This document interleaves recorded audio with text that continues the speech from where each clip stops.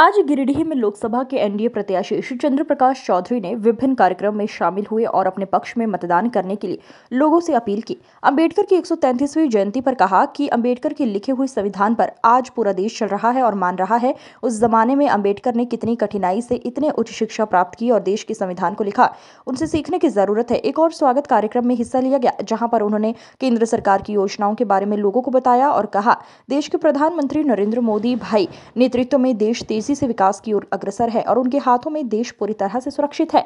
आने वाले समय में हमारा देश विश्व गुरु बनने की ओर अग्रसर है। हम शक्तिशाली देश के रूप में उभर रहे हैं। उन्होंने लोगों से अपने पक्ष में मतदान करने को कहा। कार्यक्रम में हर जगह लोगों ने समर्थन देने की। लोकसभा के सांसद प्रतिनिधि दिनेश यादव जी, मंच पर उपस्थित धनबाद जिला के प्रभारी हम लोगों के बीच में उपस्थित सुरेश साहू जी, हमारे जिला अध्यक्ष गुड्डू यादव जी, मुखिया जी, तमाम मंचासन सभी अतिथिगण और इस कार्यक्रम में आए सभी हमारी माताएं बहनें और सभी हमारे नौजवान साथी और डॉक्टर बाबा साहब भीमराव अंबेडकर के हम सभी अनुयायी, आज ऐसे महान पुरुष का जन्म दिवस हम लोग मना रहे हैं। यदि शायद उनका संविधान नहीं रहता तो आज हम लोग यहाँ पर नहीं बैठ पाते। ऐसे महान पुरुष जिनके कलम में इतना ताकत था कि आज पूरा देश का एक एक व्यक्ति उसी कानून के तहत हम लोग जीते हैं, उसी कानून के तहत हम लोग आगे बढ़ते हैं।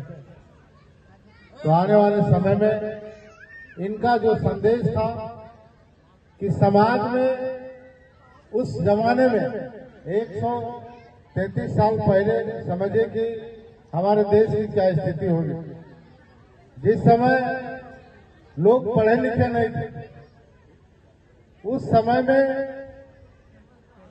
वो मेहनत करके पढ़े और विदेश में जाकर पढ़े और लॉ भी किए और पूरा देश का संविधान भी लिखे। आप समझ सकते हैं उनकी इच्छा शक्ति कितना मजबूत है। गरीब परिवार से निकलकर, एक दलित परिवार से निकलकर आज ऐसा काम करके उन्होंने दिखाया कि हर जाति हर समाज के लोग सबसे पहले इनको बाबा साहब को पूजते हैं, उनको प्रणाम करते हैं, उनका सम्मान करते हैं। इसलिए हम आप लोगों से यही कहूंगा, जाति और धर्म से कोई बड़ा छोटा नहीं होता, अपने कर्मों से बड़ा होता। आज उन्हीं का लिखा हुआ, आज कर्म कीजिए, निश्चित तौर पर यह भेदभाव समाज में है वह समाप्त हुआ, लेकिन आज भी कहीं न कहीं आंशिक रूप से पूर्ण रूप से समाप्त नहीं हुआ। इसलिए मैं सभी लोगों से ही आग्रह करूंगा कि आप लोग भी पढ़िए लिखिए, सरकार का इतना सुविधा है उसका भी लाभ उठाइए। मैं पुनः आप सभी लोग को, आयोजन समिति को मैं सबसे पहले माफी चाहता हूं कि आने में हमको लगता है 2-3 घंटा विलम्ब हुआ, क्योंकि कार्यक्रम है, चुनाव का समय है। सभी लोगों के बीच में थोड़ा समय देते काफी विलम्ब हो जाता है।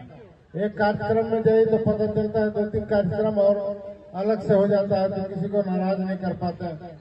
इसलिए मैं पुनः आप सभी लोगों को इतने लंबे समय तक 3 घंटे से आप लोग इंतजार किए, इसके लिए मैं अपनी ओर से माफी मांगते हुए आपको धन्यवाद देता हूँ कि आने वाले साल में हर वर्ष आपके बीच में बाबा साहब के जन्म दिवस के अवसर पर आने का मौका मिले।